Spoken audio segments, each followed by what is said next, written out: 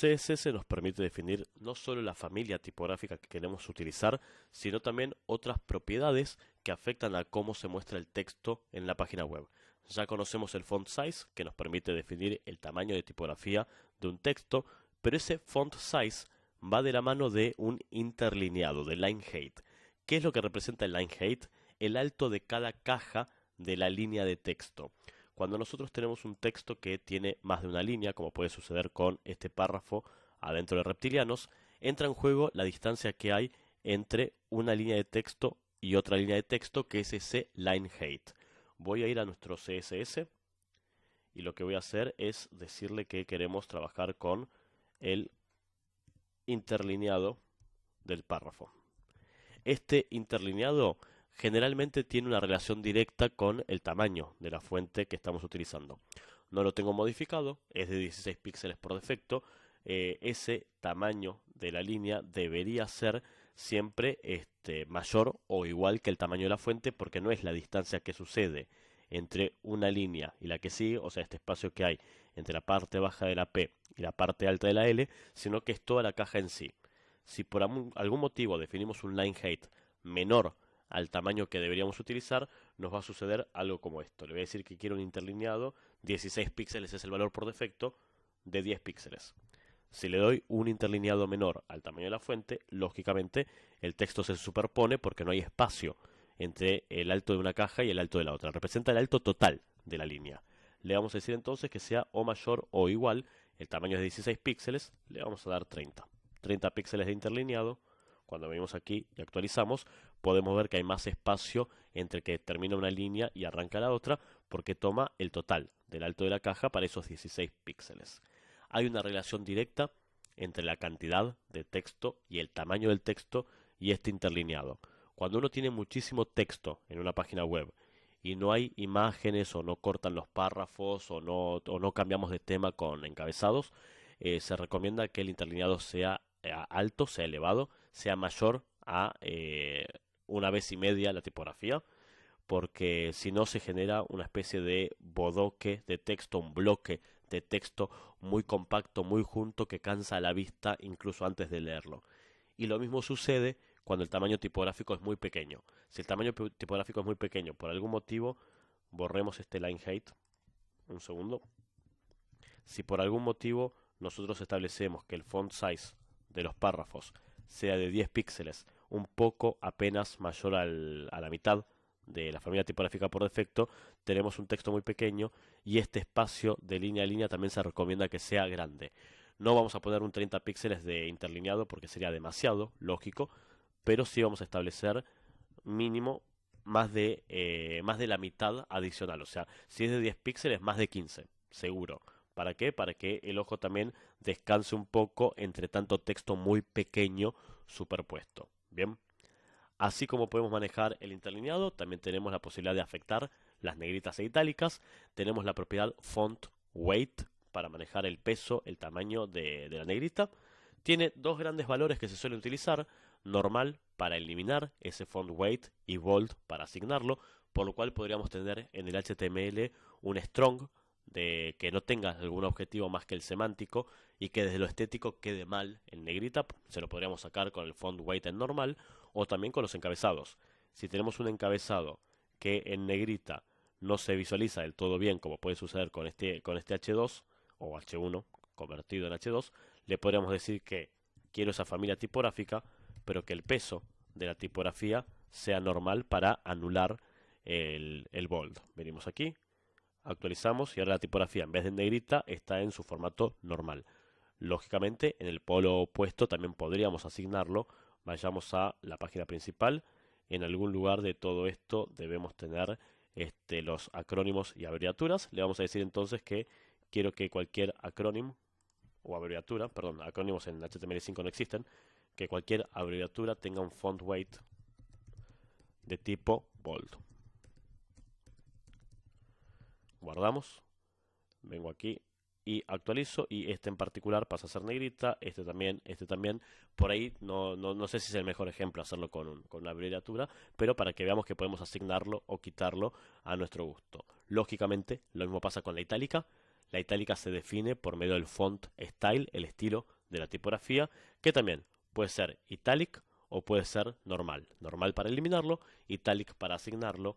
Podríamos buscar las personas que dijeron alguna cita, como sucede con la cita. No, esto lo hicimos nosotros a mano. En algún lugar de todo esto está lo de Dana Scully y Fox Mulder, aquí arriba, donde la gente, el site, se muestra en itálica por defecto. Supongamos que justo para esta familia tipográfica que seleccionamos, la itálica no se ve del todo perfecto. Le podríamos decir entonces que busque cualquier site, cualquier persona que haya dicho una cita, y su font style pase a ser normal. Guardamos, venimos aquí y actualizamos, y ahora Fox Mulder y Dana Scully están escritos sin la itálica, de forma tal que quede claro que es un... Perdón, de forma tal que le sacamos el aspecto por defecto que tiene la itálica. Perdón, el site. También hay valores bolder y lighter, más bold que el bold y más light que el light para el font weight, y oblicuo para el font style. El oblicuo, lógicamente, hace que la fuente, en vez de estar que en vez de estar torcida para un lado, esté torcida para el otro. Lo voy a explicar desde un ejemplo un poco más burdo, ¿no? Tenemos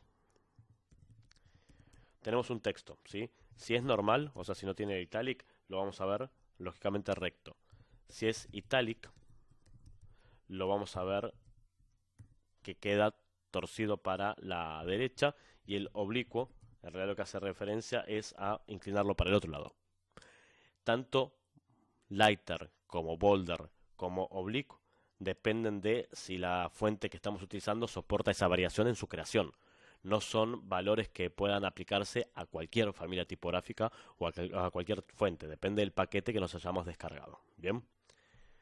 También podemos modificar las mayúsculas y las minúsculas, que un texto que está escrito en minúscula se vea en mayúscula y viceversa. A los fines prácticos tenemos el text transform, que acepta pasar todo a uppercase o pasar todo a lowercase, pasar todo a mayúscula o pasar todo a minúscula. Podríamos decirle entonces que dentro de lo que nosotros hemos creado, que los H3 de cada uno de los casos sean primero de otra familia tipográfica, ya que no estamos utilizando la trebuchet, podríamos aprovecharla ahora. Quiero seleccionar todos los encabezados de tipo H3, darles un font family de la familia trebuchet,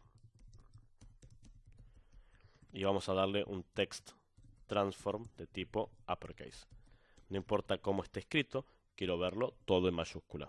Punto y coma al final. Vamos a el documento y actualizamos. Y tal como podemos visualizar, todos los H3 son ahora trebuchet y están pasados a mayúscula. Podríamos haber hecho el polo opuesto, pasarlo a minúscula con lowercase, y hay otra posibilidad que es capitalize. Capitalize es pasar la primera letra de cada palabra a su mayúscula y el resto del texto escrito normalmente. Venimos aquí, en vez de uppercase, quiero un capitalize como valor del text transform.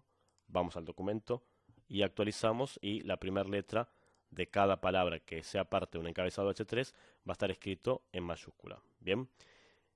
Y tenemos por otro lado, bueno, y tenemos el valor none, que lo que hace es eliminar esta propiedad, eliminar el uppercase, el lowercase o el capitalize.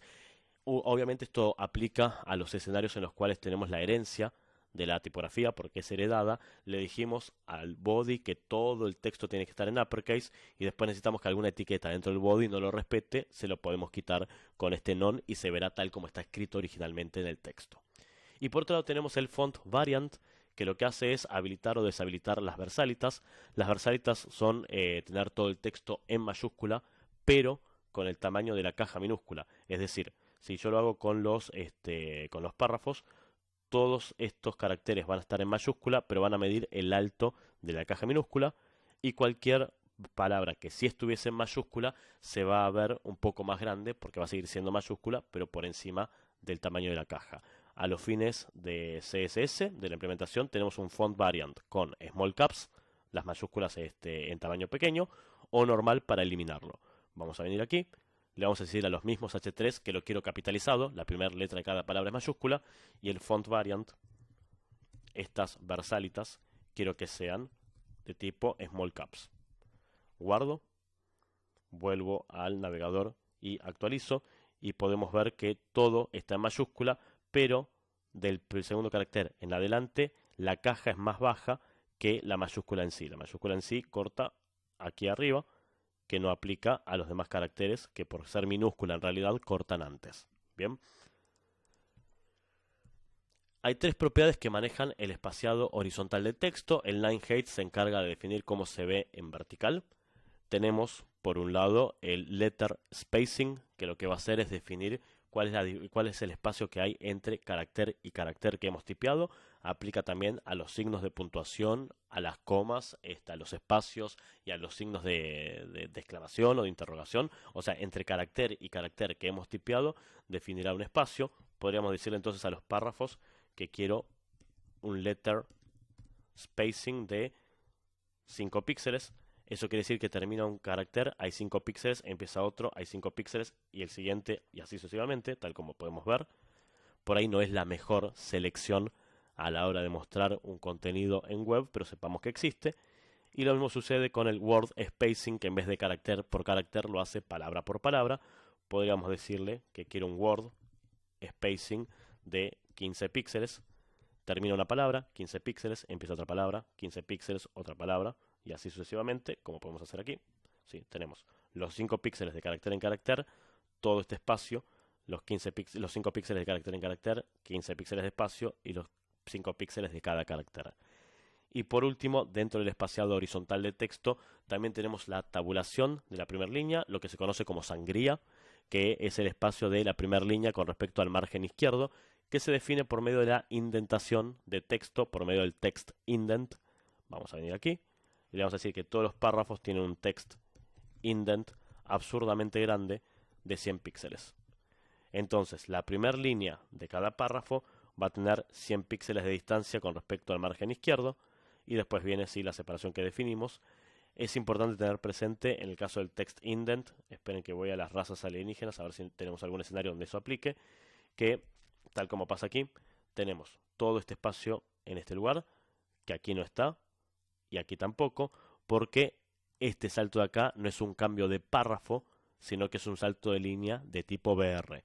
El text indent solamente aplica en la etiqueta que lo definimos a la primera parte del texto, o sea que donde arranca el párrafo.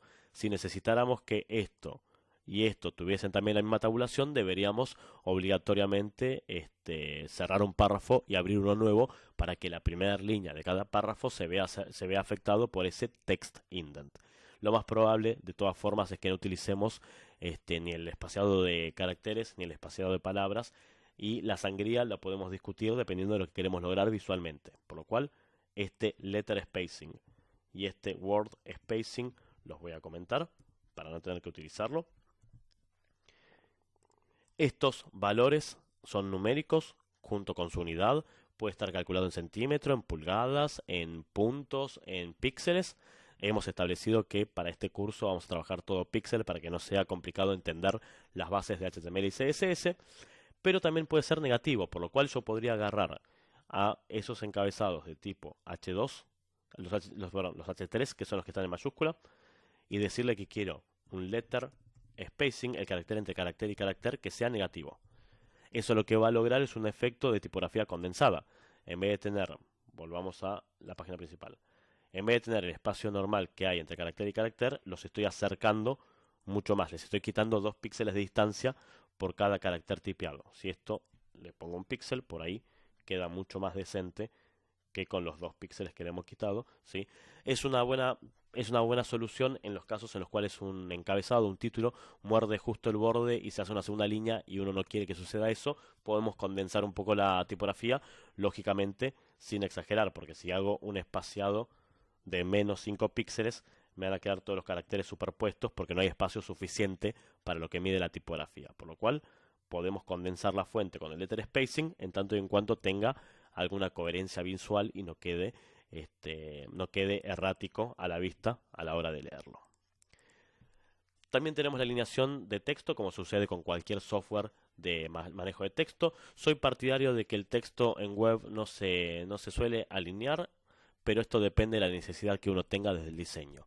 Tenemos el text align, que puede ser left o right, a la izquierda o a la derecha, el texto.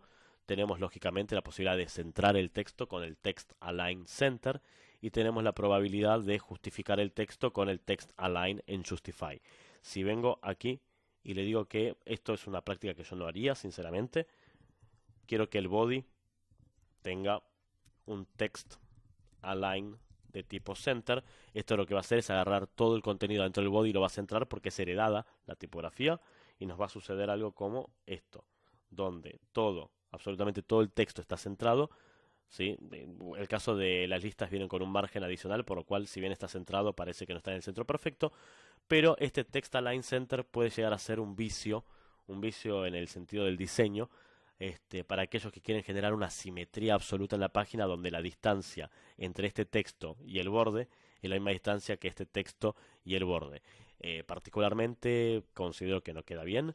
Esto parece más una especie de panfleto o de afiche de una kermés, de un circo o de algún evento, por lo cual soy partidario que en web el text align técnicamente no se utiliza, el texto arranca a la izquierda, salvo que seamos de alguna cultura que lee de derecha a izquierda, pero el text align a la izquierda o no definido y que sea el valor por defecto que está configurado en el navegador, que es el mismo, ¿no? Lógicamente, arrancar a la izquierda. Venimos aquí, actualizamos y el texto vuelve a la normalidad. Toda esta distancia ya sabemos, lo hemos establecido, es ese text indent que le hemos dado. Y el último que yo no usaría particularmente en web, salvo en un caso muy particular, es el text align, no, me quedó mal escrita la diapositiva, es el text decoration. El text decoration lo que define es si uno quiere o no quiere el subrayado de texto. Voy a venir al H3, le voy a decir que quiero un text decoration y los valores posibles para esta decoración de texto, para este text decoration, son underline para subrayarlo, ¿sí? Es el subrayado normal. Venimos aquí, quiero un underline. Este underline va a poner una línea por debajo, por debajo de los encabezados de tipo H3. Tenemos la posibilidad de hacerlo al revés. En los escenarios que necesitemos, un overline, la línea en vez de estar por debajo del texto va a estar por encima. Venimos acá. Quiero un overline. Guardamos y actualizamos y la línea está por encima. Y tenemos la posibilidad de tachar el texto con line through. La línea va a estar por encima del texto. Sí, vamos a ponerle.